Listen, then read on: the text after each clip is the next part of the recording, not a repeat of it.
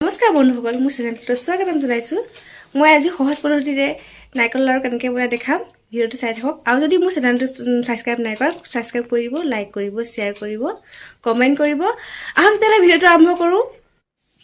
নাৰিকল 3টা মই ৰুকি লৈছো। কেৰাহীখন আগতীয়াকৈ পাতি থৈছিলোঁ। এচামুচ এটা ঘিউ ব্যৱহাৰ কৰি কেৰাহীখন বহুত গৰম হৈ গ'ল। এতিয়া গেছৰ চিম ল' কৰি লৈছোঁ।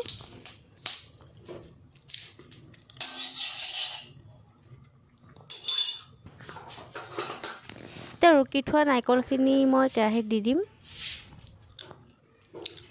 একেবাৰে কম চিমত বনাব লাগে, নহ'লে তলিত লাগি ধৰে আৰু নাৰিকল লাডুকেইটা দেখিবলৈও বেয়া হৈ যায়।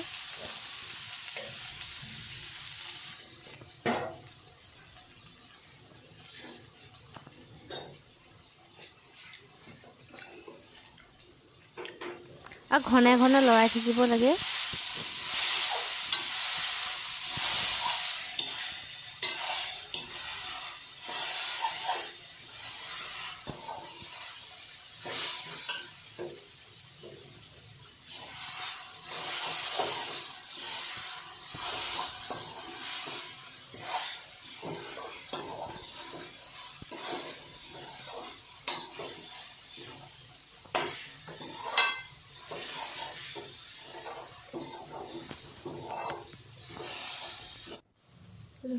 এতিয়া মই পিচি থৈছিলোঁ ইলাচি কেইটামান, সেয়া দি দিছোঁ।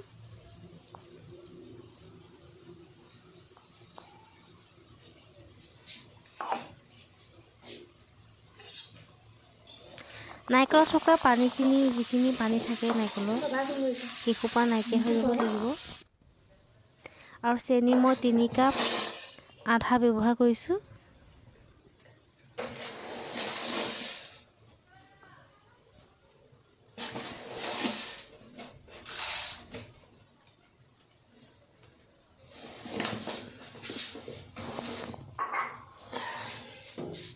হাতাখনেৰে লৰাই দিম, মিক্স কৰি দিম। তলিত লাগিলে বেয়া, অলপ তলিত লগা লিখা লাগিছে মোৰ। ঘনে ঘনে লৰাই থাকিব লাগে, এৰি থৈ যাব নোৱাৰি।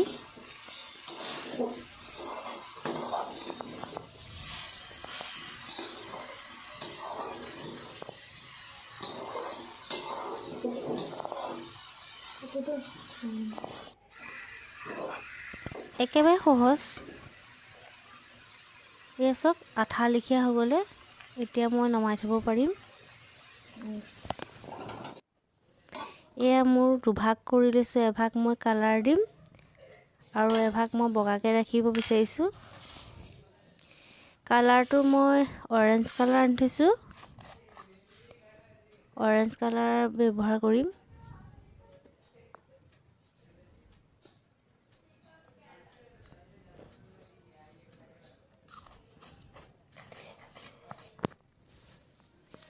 এয়া মই 2 ভাগ কৰি ল'লোঁ। এতিয়া লাডু বনাম এটা এটাকৈ। অলপ হাতত ঘিউ সানি লৈছোঁ, গৰম হৈ আছে যেন, আৰু হাতত লাগি কৰি নাযায়, সোনকালে লাডুটো বনাব ভাল হয়।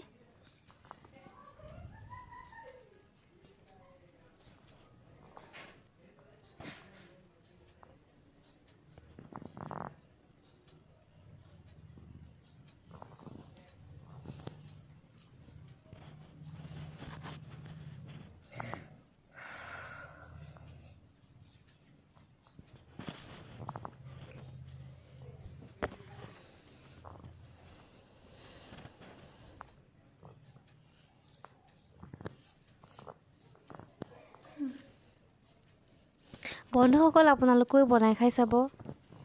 এনেকৈ আলহীক খুৱাব পাৰিব।